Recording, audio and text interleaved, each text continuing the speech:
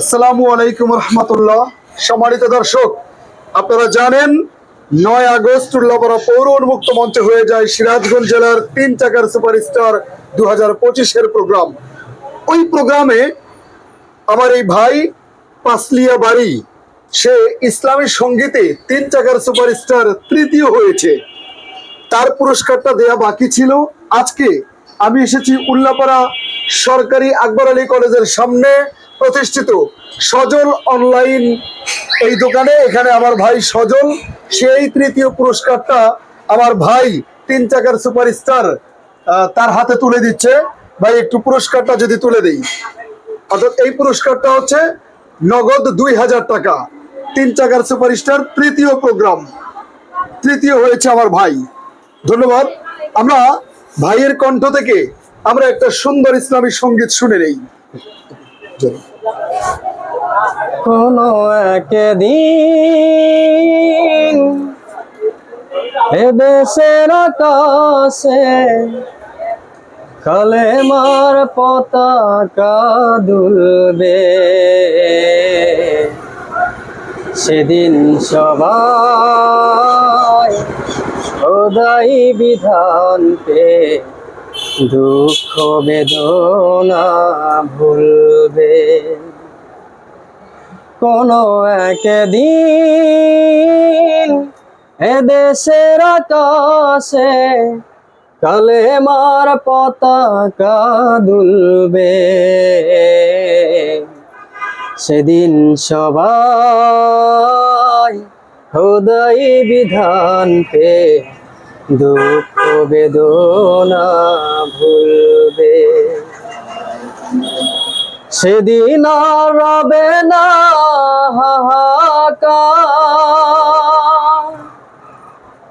অন্যায় জুলুম অবিচার। সেদিন আর রবে না হাহাকার, অন্যায় জুলুম অবিচার। থাকবে না অনাচার, দুর্নীতি কদাচার। থাকবে না অনাচার, দুর্নীতি কদাচার।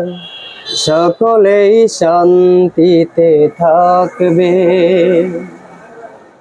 সেদিন সবাই খোদাই বিধান পে দুঃখ বেদনা ভুলবে। একাকী নিরমণি নির্জন পথে যাবে, কোনো জন কটু কথা কব না। কোনো দিন পথে ঘাটে সম্পদের মুহে খুনার রাহাজানি রবে না। একাকী নিরমণি নির্জন পথে যাবে, কোনো জন কটু কথা কব না। কোনো দিন পথে ঘাটে সম্পদের মুহে খুনার রাহাজানি রবে না। সেই দিন আর নয় বেশি দূরে, সেই দিন আর নয় বেশি দূরে।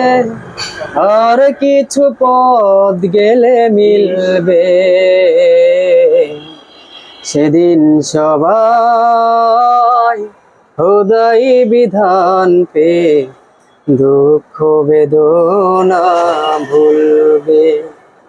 ধন্যবাদ, ধন্যবাদ প্রিয় ভাই। আমি একটু সজল তোমার কাছে জানতে চাচ্ছিলাম যে এই যে ভাইকে ইসলামী সঙ্গীতের জন্য 3 চাকার সুপারস্টার তৃতীয় হওয়ার কারণে তাকে যে পুরস্কারটা দিলে নগদ 2000 টাকা, তো আসলে এই পুরস্কারটা দেওয়ায় তোমার অনুভূতিটা যদি একটু আমাদেরকে বলো। আসসালামু আলাইকুম প্রিয় দর্শক, আসলে এটা একটা ইসলামিক প্রোগ্রাম। এই প্রোগ্রাম আমার স্যার আবু বকর সিদ্দিক শাওন সে পরিচালনা করে এবং তার তত্ত্বাবধানে প্রোগ্রামটি হয়।